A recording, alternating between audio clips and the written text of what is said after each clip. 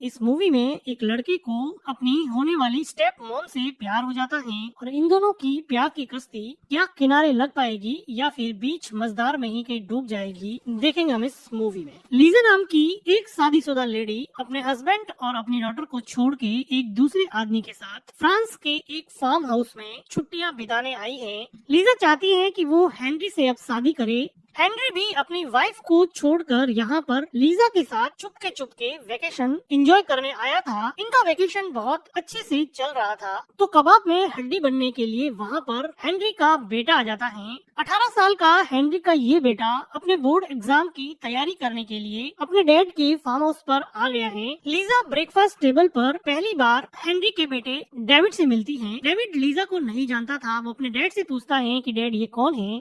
तो डेविड के डैड कहते हैं कि ये लीजा है और एक आर्ट गैलरी की ओनर है। मुझे आर्ट्स और पेंटिंग्स बाय करने में हेल्प करती हैं। हम बिजनेस पर्पस से यहाँ पे आए हुए हैं। लेकिन डेविड कोई बेवकूफ नहीं था। उसको पता था कि उसके डैड ने एक सीक्रेट गर्लफ्रेंड बना रखी है और वो उसकी मॉम को ज्यादा प्यार करते नहीं हैं और शायद डिवोर्स लेकर अब नई फैमिली बनाने के मूड में है। लीजा को फिलहाल इस बात पे कोई आपत्ति नहीं होती है कि इन दोनों के रोमांस के बीच में डेविड कहाँ से आ गया। तभी डेविड के डैड डेविड को डांटते हैं कि तुम्हें कम से कम बता के आना चाहिए था। तुम अचानक ही यहाँ पे क्यों आ टपक पड़े हो। डेविड का मूड खराब हो चुका था। वो ब्रेकफास्ट को खत्म किए बिना ही वहाँ से चला जाता है। तो पीछे डेविड का डैड सॉरी फील करता हुआ लीजा को कहता है कि आई एम सॉरी, मुझे नहीं पता था कि ये आ जाएगा। अब इसको हमारे बीच में एडजस्ट करना ही पड़ेगा। ब्रेकफास्ट के बाद लीजा जब घर में जाती है तो वो देखती है कि डेविड के डैड उसकी मॉम से बात कर रहे हैं और कह रहे हैं कि जब डेविड यहाँ पे आने वाला था तो तुम्हें कम से कम मुझे बता देना चाहिए। मैं यहाँ पर काम के पर्पज से आया था। लीजा को क्लियरली ये समझ में आ जाता है कि डेविड के डैड उसकी मॉम को ये नहीं बता रहे हैं कि वो लीजा के साथ है। वो दूसरा फोन उठाकर सुनने लगती है और उनकी बातों से लीजा को ये क्लियर हो जाता है कि डेविड के डैड शायद उसको यहाँ पर मौज मस्ती करने के लिए लाए हैं। वो किसी तरह की बात डेविड की मॉम से नहीं कर रहे हैं कि वो डिवोर्स लेकर लीजा से शादी कर लेंगे। इधर पीछे से डेविड लीजा को चुपके से अपने डैड की बातें सुनते हुए देखता है। उसको बड़ा अजीब सा लगता है कि ये दोनों साथ में हैं, फिर भी एक दूसरे की बातें चुपके से क्यों सुन रहे हैं। डेविड लीजा को इंटरफेयर करता है और उससे बात करने की कोशिश करता है। पूछता है कि तुम कहाँ से बिलोंग करती हो, तुम्हारे बारे में मुझे कुछ और बताओ। लेकिन फिलहाल लीजा के दिमाग में उसके डैड की बातें चल रही थी। वो उसको इग्नोर करके चुपचाप रूम में चली जाती है। डेविड को बेचारे को यहाँ पर ना उसके डैड भाव दे रहे थे और ना ही उसके डैड की गर्लफ्रेंड भाव दे रही थी। वो बिल्कुल अकेला सा पड़ गया था। वो देखता है कि लीजा अब लॉन में जाके स्मोक कर रही है। वो बहुत स्ट्रेस हो चुकी है क्योंकि उसका प्लान अभी कामयाब नहीं हो रहा है। वो चाहती थी कि डेविड के डैड से वो शादी करे, लेकिन उनकी बातों से लीजा को बड़ा डिसअपॉइंटमेंट हुआ। लेकिन फिर भी वो कोशिश करती है कि वो डेविड के डैड के साथ शादी करके एक अच्छी लाइफ बनाएगी। वो शाम को तीनों मिलके ड्रिंक एंजॉय करते हैं और कुकीज बनाने के लिए डेविड का डैड किचन के अंदर जाता है। तो डेविड को पहली बार लीजा से बात करने का अकेले में मौका मिलता है। डेविड लीजा को उसकी ड्रेस का कॉम्प्लीमेंट पास करता है कि तुमने बहुत अच्छी ड्रेस पहनी है और पूछता है कि क्या ये मेरे डैड ने तुम्हें खरीद के दी है। लेकिन लीजा इसका कोई जवाब नहीं देती है। तो डेविड कॉन्वर्जेशन चेंज करके कहता है कि मुझे डैड ने प्रॉमिस किया है कि वो मुझे कार दिलाएंगे अगर मैं अपनी मॉम को तुम दोनों के अफेयर के बारे में नहीं बताऊं तो वो मुझे एक लग्जरी कार दिलवा देंगे। लीजा सरप्राइज हो जाती है। वो कुछ कहने ही वाली होती है कि इसके बीच में डेविड के डैड कुकीज बना के लाए होते हैं। तीनों एंजॉय करते हैं। लेकिन लीजा के मन में अभी भी कसमकस है कि आखिर क्यों उसके डैड उसका अफेयर उसकी फैमिली से छुपा रहे हैं। वो तो मुझसे शादी करने वाले हैं। लीजा डेविड के डैड को पूछती है कि डेविड यहाँ पर कितने दिन तक रुकेगा। वो अपनी प्राइवेसी में इंटरफेयर कर रहे हैं। तो उसके डैड कहते हैं कि वो मेरा बेटा है, मैं उसको ऐसे तो कैसे बाहर जाने के लिए कह सकता हूँ। लेकिन डेविड के डैड के मन में ये डर था कि अगर उसको जबरदस्ती यहाँ से निकाला तो वो उसकी मॉम को जाके बता देगा कि इन दोनों के बीच में अफेयर चल रहा था।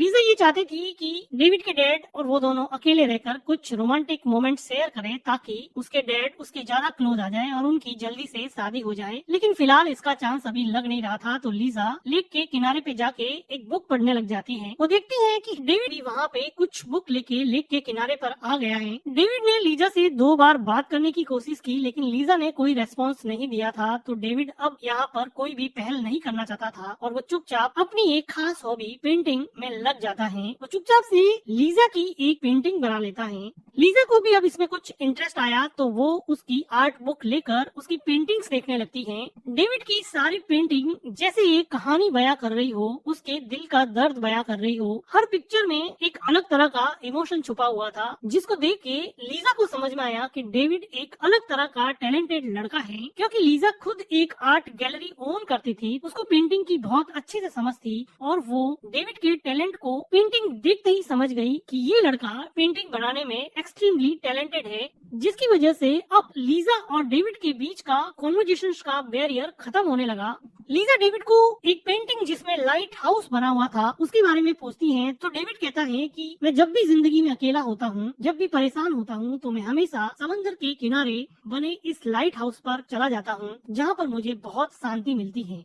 डेविड ने लीजा की एक एब्स्ट्रैक्ट पेंटिंग बनाई थी, जिसको लीजा देख के कहती है कि अगर मुझे पता होता तो मैं अच्छा पोज दे देती, तुमने तो मुझे बिना बताए ही मेरी पेंटिंग बना ली। तो डेविड कहता है कि आप सबसे ज्यादा ब्यूटीफुल तब होते हो जब आप सेल्फ कॉन्शियस नहीं होते हो, जब आप अवेयर नहीं होते हो, तभी आप सबसे ज्यादा सुंदर दिखते हो। एक लड़के से ऐसी गहरी बातें सुनकर लीजा को पहली बार डेविड के लिए अफेक्शन हुआ और वो उसके साथ काफी कंफर्टेबल हो गई। डेविड कहता है कि मैं अपनी बोर्डिंग स्कूल से नफरत करता हूँ, मुझे अपनी फैमिली से दूर रहना पड़ता है, मुझे वहाँ पर जाना बिल्कुल भी पसंद नहीं है। तो लीजा कहती है कि तुम फिर वहाँ पे क्यों जाते हो? तो डेविड कहता है कि उसके डैड ने उसको फोर्स किया है कि वो बोर्डिंग स्कूल बेस्ट है और तुम्हारे फ्यूचर के लिए सबसे अच्छा स्कूल वही है, इसलिए तुम्हें वहीं पर जाना पड़ेगा। तो लीजा भी इस बात को सपोर्ट करते हुए कहती है कि मैं भी अपने स्कूल को कुछ ज्यादा पसंद नहीं करती थी और धीरे धीरे मैं भी आर्ट्स की तरफ, पेंटिंग्स की तरफ बढ़ने लगी। डेविड पहली बार लीजा के साथ खुल के बात कर रहा था, जैसे वो अपनी मन की गहराइयों के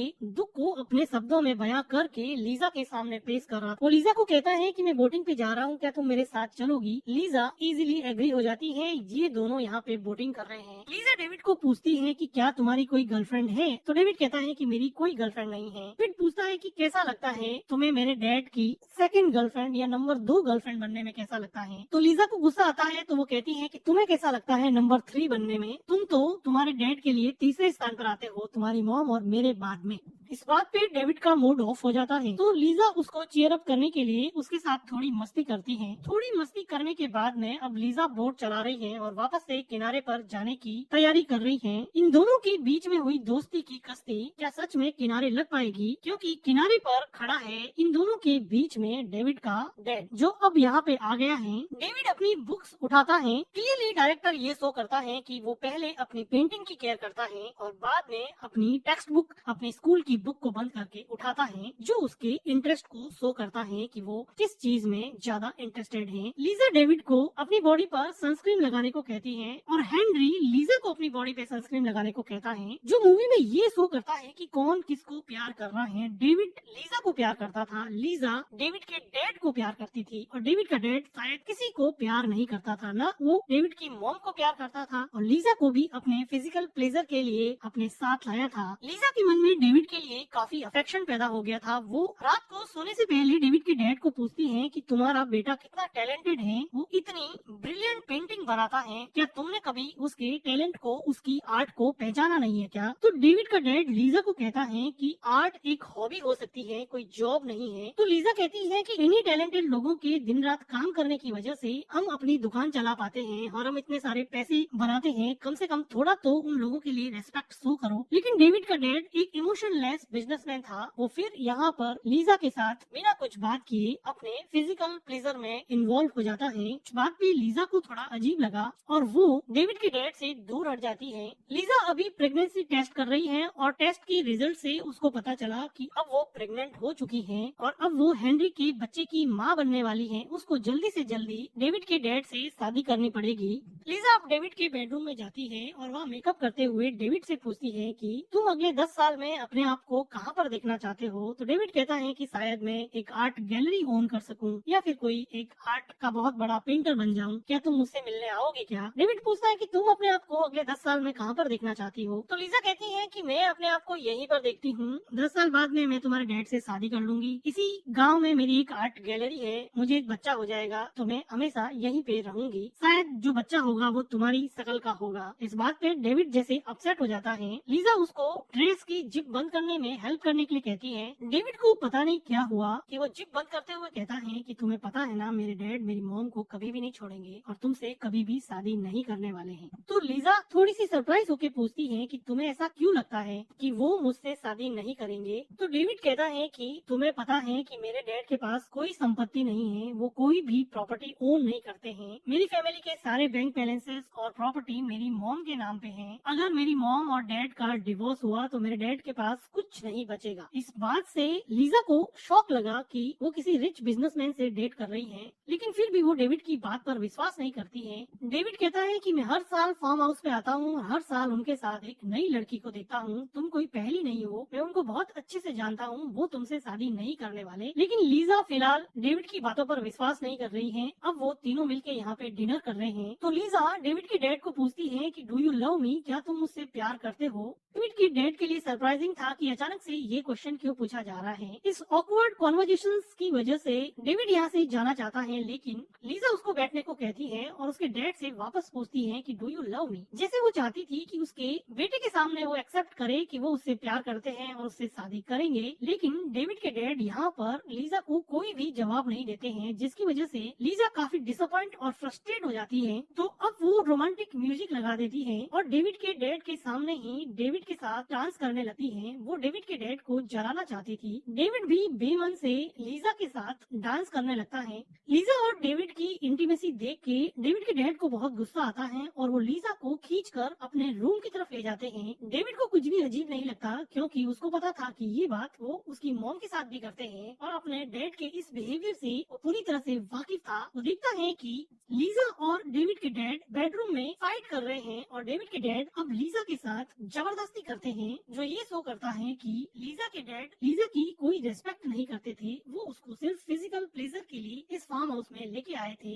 ये सब देखने के बाद में डेविड लीजा के बेडरूम में जाता है और वहाँ पर उसका गाउन पहनने लगता है। डेविड जैसे लीजा के गाउन को फील करना चाहता हो, वो अब लीजा की लिपस्टिक भी लगा रहा है और इन सब हरकतों को करते हुए डेविड के डैड डेविड को देख लेते हैं। डेविड के डैड का गुस्सा देख के डेविड जैसे डर जाता है, वो उनसे दूर जाने लगता है, लेकिन ऐसा लगता है कि डेविड के डैड को ये काफी पहले से पता था कि डेविड ऐसी हरकतें करता है और इन सब चीजों को अब लीजा भी देख लेती है, जिससे डेविड पूरी तरह से शर्मा जाता है और इस फार्म हाउस से भाग के चला जाता है। लीजा को अब डेविड की चिंता होती है, वो डेविड के पीछे पीछे भागती है। ये सब चीजें देखने के बाद में लीजा को ये समझ में आ जाता है कि डेविड एक होमोसेक्सुअल लड़का है, उसको लड़के पसंद है और इसी वजह से उसके डैड उसको एक्सेप्ट नहीं कर पा रहे हैं। उसको ओपनली उसको अपने आप से दूर एक बोर्डिंग स्कूल में भेज दिया है, जिसकी वजह से वो लड़का अंदर ही अंदर इतना पसीज गया है कि वो अपने बाप के सामने मुंह भी नहीं खोल पा रहा है और अपनी होमोसेक्सुअलिटी और अपने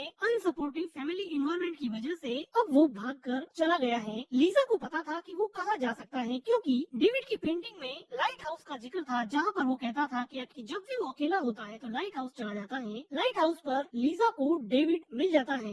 लीजा डेविड को कंसोल करने की कोशिश करती है, उसे बात करने की कोशिश करती है कि इसमें कुछ भी बुरा नहीं कि आप होमोसेक्सुअल हो। अब लीजा यहाँ पर एक होटल बुक करती है और ये दोनों मिलके इस होटल में चले जाते हैं, लेकिन होटल में आते ही डेविड अपने आप को बाथरूम में बंद कर लेता है। बड़ी मुश्किल से लीजा बाथरूम के अंदर जाती है तो डेविड जैसे मायूस सा बैठा बैठा रो रहा होता है कि उसको लोग क्यों एक्सेप्ट नहीं कर पा रहे, उसकी क्या गलती है। वो अगर होमोसेक्सुअल है, उसकी बॉडी की बायोलॉजी अगर ऐसी है कि उसको लड़के पसंद है, तो किसी को क्या दिक्कत है। वो अपने बाप के जैसा बिजनेसमैन नहीं बनना चाहता, वो आर्ट्स में पेंटिंग में इंटरेस्टेड है, तो किसी को क्या प्रॉब्लम है। कोई उसकी होमोसेक्सुअलिटी को एक्सेप्ट नहीं कर पा रहा। स्कूल में उसको सब लोग बुली करते हैं और फैमिली में उसकी एकमात्र टैलेंट को कोई रिकॉग्नाइज नहीं कर पा रहा। लेकिन लीजा इन सब बातों को समझती है, वो किसी की पर्सनल बिहेवियर, इंडिविजुअलिटी को बहुत अच्छे से जानती है, वो आर्ट की कदर जानती है और अब वो डेविड को सपोर्ट करती है और उसकी मन की ख्वाहिशें पूरी करती है। वो कुछ गर्ल्स के कपड़े शॉपिंग करके डेविड को लाके देती है और डेविड इनको पहन के जैसे बहुत खुश होता है। ये दोनों मिलकर एक दूसरे के साथ एज अ फ्रेंड काफी अच्छा टाइम स्पेंड करते हैं। डेविड जो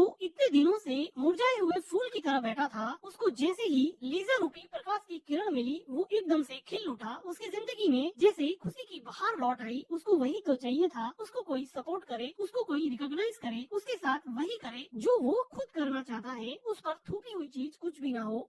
डेविड के साथ रहने से लीजा को खुद रिकॉग्नाइज हुआ कि प्यार सिर्फ लेने की नहीं, प्यार देने की भी चीज होती है। डेविड को सपोर्ट करके, डेविड को प्यार करके उसको पहली बार रियलाइज हुआ कि आदमी को क्या उस चीज के पीछे भागना चाहिए जिसका प्यार वो पाना चाहता है, या उस चीज के पीछे की जिसको वो खुद प्यार करता है। डेविड के साथ काफी फ्रेंडली हो चुकी लीजा अब डेविड के साथ टाइम स्पेंड करने के बाद में ये फील करती है कि क्या वो सही कर रही है, क्या वो डेविड के डैड से शादी करके कभी खुश रह पाएगी। डेविड के डैड ने कभी भी डेविड को सपोर्ट नहीं किया, उसकी होमोसेक्सुअलिटी, उसकी इंडिविजुअलिटी को कभी सपोर्ट नहीं किया, उसके टैलेंट को भी कभी उन्होंने रिकॉग्नाइज नहीं किया। क्या वो आदमी जो हमेशा अपने बारे में सोचता है, क्या वो कभी मेरे बारे में सोचेगा? इन सब सोच को लेकर अगले दिन लीजा वापस से फार्म हाउस पे पहुंच जाती है और डेविड के डैड को कहती है कि मैं अपना यहाँ से सामान पैक करने आई हूँ, अब मैं तुम्हारे साथ नहीं रहूंगी। वो अपना सामान पैक करके बाहर चली जाती है तो देखते हैं कि उसका हस्बैंड उसको लेने के लिए आया है। अब लीजा फार्म हाउस से दूर जा रही है, वो अपनी बेटी की तरफ देखती है और मुस्कुराती है। उसको लगता है कि शायद उसको अपनी फैमिली पे अब ध्यान देना चाहिए। लीजा को अब क्लियर कट पता था कि